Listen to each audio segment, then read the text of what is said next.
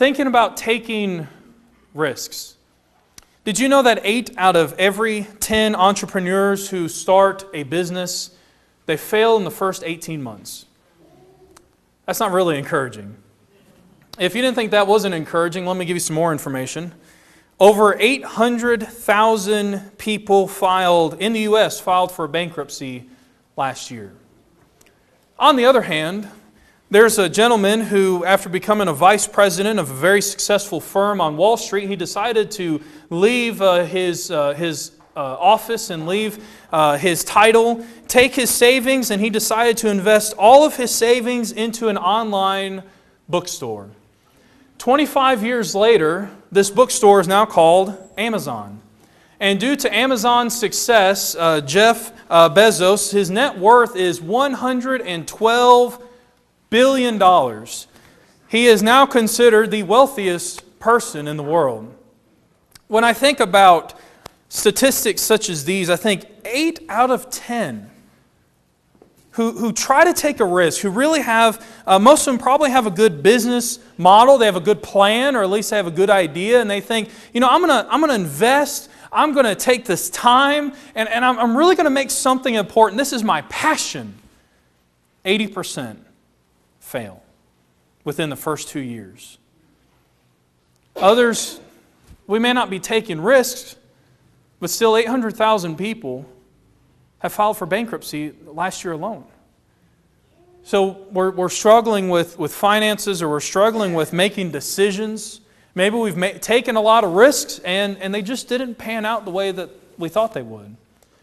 Every now and then someone escapes from the statistics and they make a big name for themselves.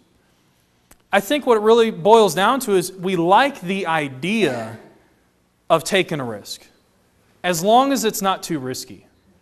We like the idea of getting a good deal or making a wise decision, but we're not ready to put all of our money on the line. I'm sure you've heard of the phrase, we don't want to put all our eggs into one basket.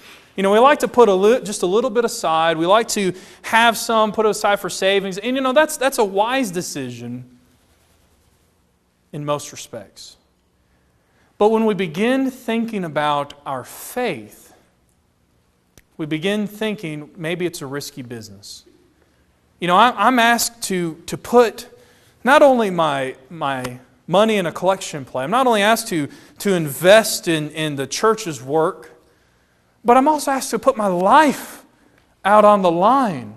I'm asked to go into all the world, to all nations, into all and every type of community. I'm asked to push beyond my comfort zone, my personal bubble. And I'm asked to do some very great things that are difficult. And I might lose some of my property. I might lose some very great relationships. I might even lose my life for Christ. That sounds risky. That sounds, like almost as if you're rolling the dice on God. He says, I want you to follow me. I want you to take up your cross and follow me. Well, where did Jesus' footsteps lead? They led to the cross. They led to death and suffering. And you're thinking, I don't know if I can handle all that. So maybe I'll put most of my faith in Christ. I'll put a little bit on the side just in case it doesn't pan out. Thinking about a risky faith. Is it really risky business? Are we really taking, quote unquote, a chance on God? Are we investing in an opportunity that will really be worth it? And it's so easy when we gather together and we're here together as Christians. Most of us are Christians, to say, oh yes, it's absolutely a great opportunity. But when we go home, when we walk out those doors, when we get in our cars, when we ride home, and we're sitting in our home and we're getting ready for the next day, are you still invested in Christ? Are you still invested in what He has to say, what He's called for you to do? Or do you think it's a little too risky?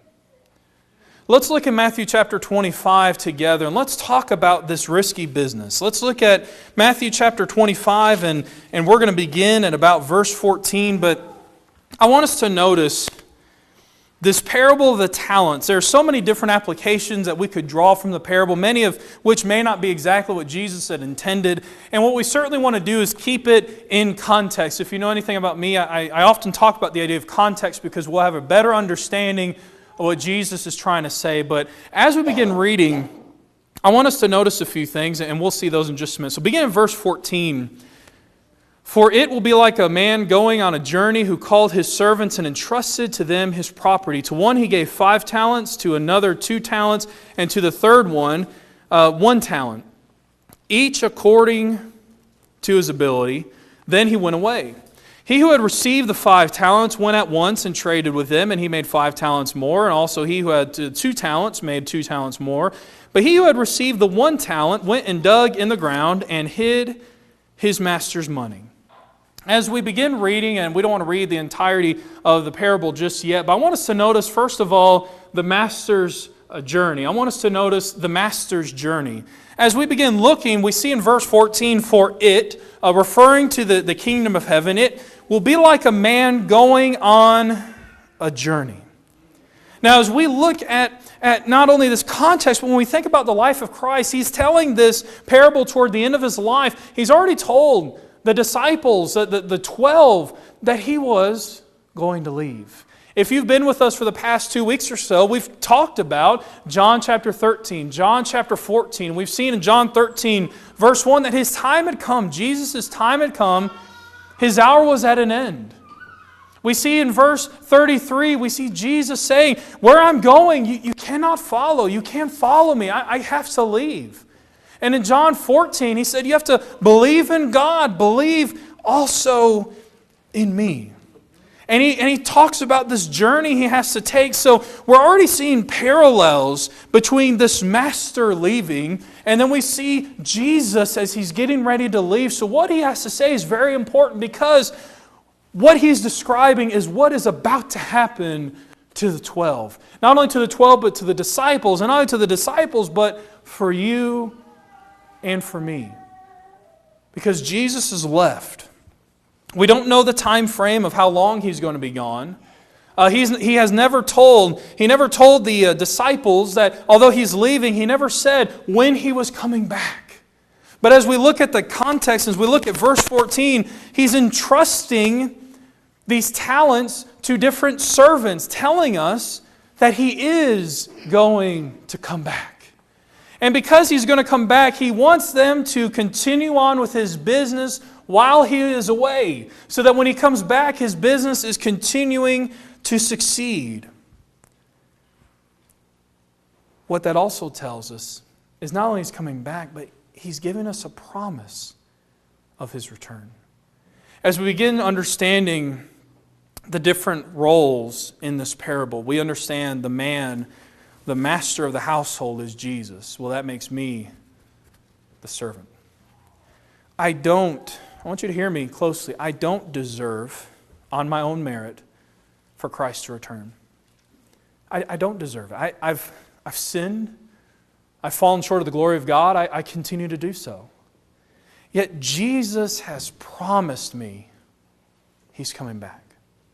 He has promised that not only is He coming back, but He's coming back for me. Remember, He said, let not your heart be troubled. Believe in God. Believe also in me. For my Father's house are many dwelling places, many mansions. If we're not so, would I not have told you that I wasn't coming back for you? Wouldn't I have told you what was going to happen? But I am going to come back. And when I come back, I'm going to receive you into myself, that where I am, there you may be also. We learn after Jesus ascended into heaven, we learn in Acts chapter 1, verse 10, that we're told that not only is He coming back, but we're told the manner of which He is coming back. As the 12 or now the 11, they're looking up into heaven, kind of wondering, well, what do we do now? 2 men appear in white robes. These angels tell them, well, why are you standing around? Didn't He command you to go to Jerusalem? The same manner that Jesus ascended into heaven, the same manner in which He left, is the same manner He's going to use to come back. Already this morning, we have a great promise of Jesus' return. We have a great promise that He's coming back for us. We're told how He's going to come back. We're just not told when. Therefore, as we back up to chapter 24, verse 44, therefore you also must be ready. For the Son of Man is coming at an hour you do not expect. And this is where we begin connecting these parables. Jesus didn't just decide to sit down and tell a story. He didn't think, you know what, I think everybody's a little bored, so I'm going to sit down and tell a story. The parable of the talents connects with two previous parables told, as well as with the final judgment, beginning at verse 31. Jesus has a reason for what He is about to say, and if we can look at not only this segment, this passage, but also this entire chapter and a little bit of what was previous, we can better understand the parable of the talents. I want you to notice 5 characteristics. Just think about these as we begin this parable. I want you to notice, first of all, as we've already talked about, the master's travel, his journey. It's with a purpose, it's with a reason. Now in this parable, He doesn't tell His servants why He's leaving. Jesus told us why He had to leave in John 14, 15, and 16. And He tells us He's going to come back. Second, I want you to notice that there is a wise servant, or a plurality of wise servants. And then third, I want you to notice that there is another type of servant. One who decides to do something against what the master told him to do. And then fourth, I want you to notice rewards. And then fifth, I want you to notice punishment. But He gives this distribution. As He's leaving, I want you to notice this word. He entrusted to them His property. Although talents, especially in this context, refer to a value of money, it doesn't refer to a denomination of money. For instance, it's not like a $1 bill versus a $5 bill. Talents were a measurement of money. This is a lot of money. In fact, it's so much, they had to bring out the scales to measure how much it was actually worth. And so He gives 5 talents worth of money to one servant. And then He gives 2 to the next one, and He gives 1 to the third. And here we see these talents, they represent 2 things for us today. First, they represent opportunities that were given by Christ. And second, they refer to abilities given to us by Christ. We are the servants, He is the master. And you know what? It should be, as we pause, it should be humbling for us that Jesus, He's willing to trust us. He's willing to put responsibility in our hands, that He values us so much that He's willing to say, you know what, I need something from you. I need you to do something for me. Isn't that special? Isn't it amazing that I, with my broken, sinful life, with my many mistakes and my mistakes in the future, with my frailties, God still trusts me. That says a lot to me. But He entrusts me, and what's even more special is He trusts me according to my ability. We may begin to feel envious that some have, what we believe have been more blessed than others. But when I read this parable, I begin to read what is going on, I read that Jesus never gives me more than I can handle. As He gives me these responsibilities, I understand that He's given them to me according to my own ability. That He's not going to put so much burden, so much pressure on my life that I'm just unable to do anything. In fact, it ought to challenge me to realize with the responsibilities given to me and the opportunities that maybe I can do more than I've realized. Because He understands me more than I could ever understand myself. But as we see this journey as He leaves, we then begin to notice the work of the servant. We begin to see that how they handle what has been entrusted to them. First, we read in verse 16, the one who received the 5 talents went at once and traded with them. He made 5 talents more. So he who had the 2 talents made 2 talents more. So what we're reading is this journey is taking quite a while, because this amount of money, when we read traded, it means he invested. He took time. He made decisions where he put his master's money into work and he watched patiently. And he saw as he began to reap back not only the money he had invested, but he ended up doubling his money. We see this took quite a bit of time. The master took quite a bit of time being away. So not only did the 5-talent man invest everything he had, not 4, not 3, not 2, but 5. Everything for his master's work. Same with the 2-talent man. You might think, 2 isn't as much as 5. There's no way he could do the same amount of work as the man who did the 5. But he gave everything for his master. And we might say, well, that's risky. He doubled his return due to his work, his labor, his patience, his wisdom. They were entrusted with this amount for a reason. And they received the reward of the fruit of their work. But there's one more man. This is the guy that I can relate to. I'm thinking, man, this is more money than I've ever seen in my life. He just gave me 1 talent. That's a lot of money. That's probably more than I could ever earn in my lifetime. And he wants me to go and invest all his money in something? I don't know about that. So what this man does is he begins to dig. He takes the 1 talent he received and he dug in the ground and he hid his master's money. Now this was a common practice. It was a practice in the first century. In fact, if you go back way in the days of Joshua, you even see Achan doing the same thing, doing something similar. This was a time Achan did it so he could hide what he had stolen. But even in the first century, what people often did was they didn't trust banks. So they would hide money in their homes or they hide it on their property. That way no one could ever touch it. No one could ever waste it. It reminds me of the Great Depression. It reminds me after these banks lost all this money. What did people end up doing with their funds? They began hiding it in their house. He's thinking to himself, this is just too much. I can't risk losing what I've been given. As we pause here, I want you to think about Romans chapter 12 as we begin to make parallels to our lives. For by the grace given to me, I say to everyone among you not to think of himself more highly than he ought to think, but to think with sober judgment, each according to the measure of faith that God has assigned. So first, I need to make sure I'm not envious of another. I'm not judging another. Well, hey, I've been blessed just a little bit more than you, or why does it seem like he has more opportunity and more abilities than me? Instead, I need to have sober judgment.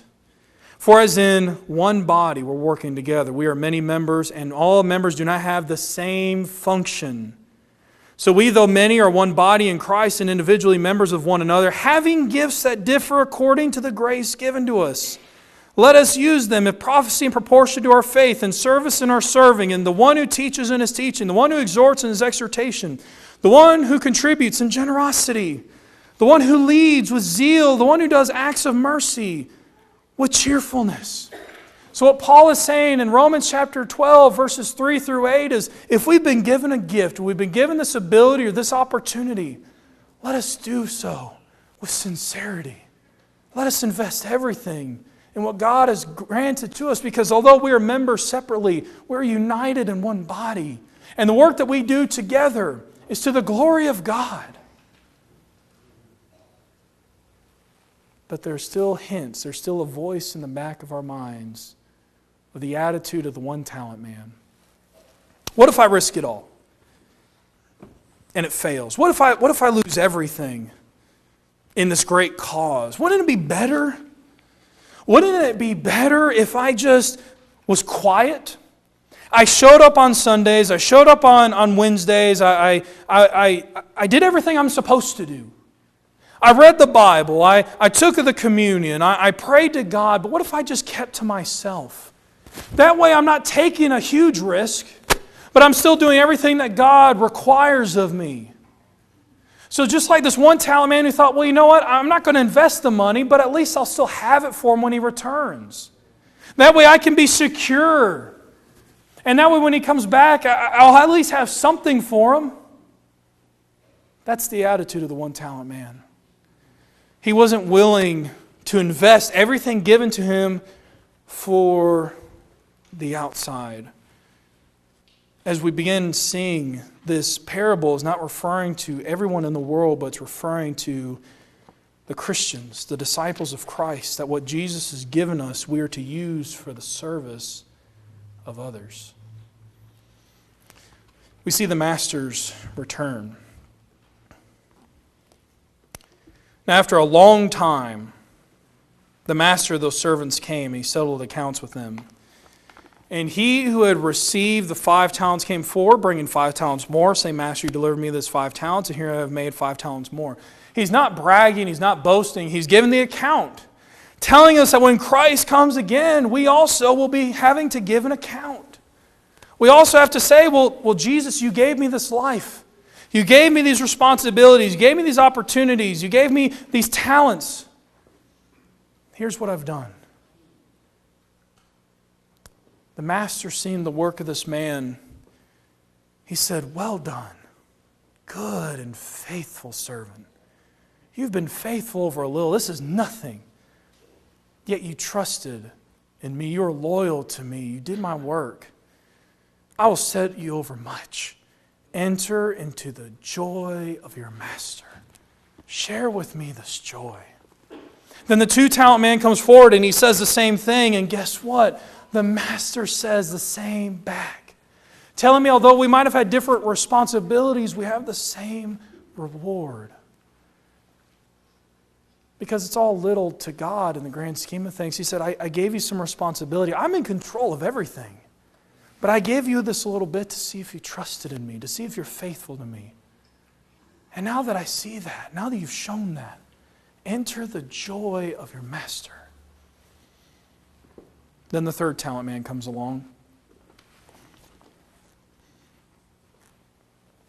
He said, I knew you'd be a hard man, reaping where you did not sow and gathering where you scattered no seed.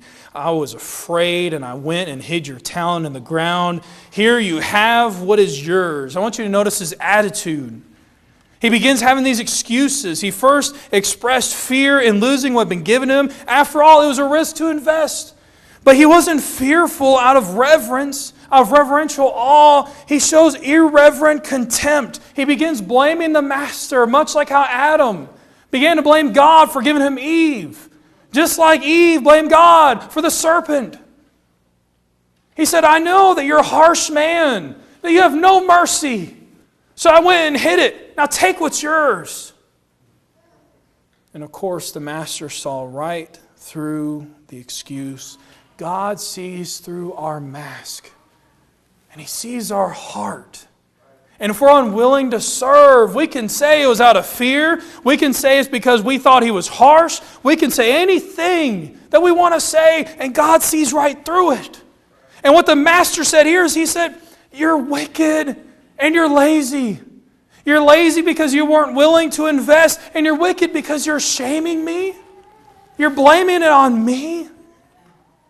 Let us not be like the 3rd man, who is unwilling to invest everything given to him for the glory of God, and then blame God for our loss. Are we teaching? Are we encouraging? Are we uplifting? Are we setting an example? If not, why not? As we close, I know our time is up. I want us to look, like I said, in context. You have 3 parables in the final judgment painted. Every one of the parables, there's someone who's away, the master, the bridegroom.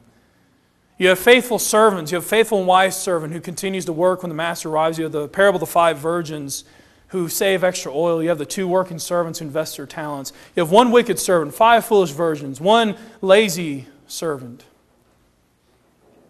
You have reward. You have punishment. And all leads up to the final judgment.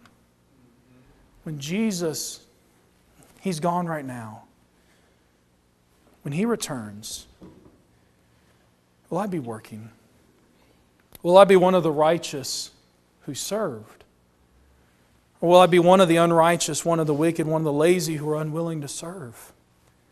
When Jesus comes again, will I hear those wonderful, sweet words? You're a good and faithful servant. Enter into the kingdom. Share the joy of your master. I'll be like the one-talent man who was told, depart from me into a place prepared for the devil and his angels.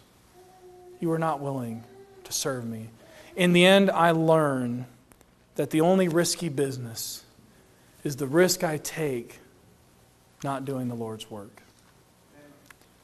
Will you put your trust in God this morning, no matter what happens, no matter what comes your way? Will you invest everything and all for the cause of Christ, knowing that Jesus, when He comes back, He will reward you, He will bless you, and most importantly, He will share with you His joy? Or are you going to hide what little you've been given? Dig deep down and try to handle the storm of which there will be no end. If you need anything this morning, if you need to become a child of God, be baptized into Christ, if you need prayers of this congregation, if you need anything at all, don't hesitate. Come now while we stand and while we sing.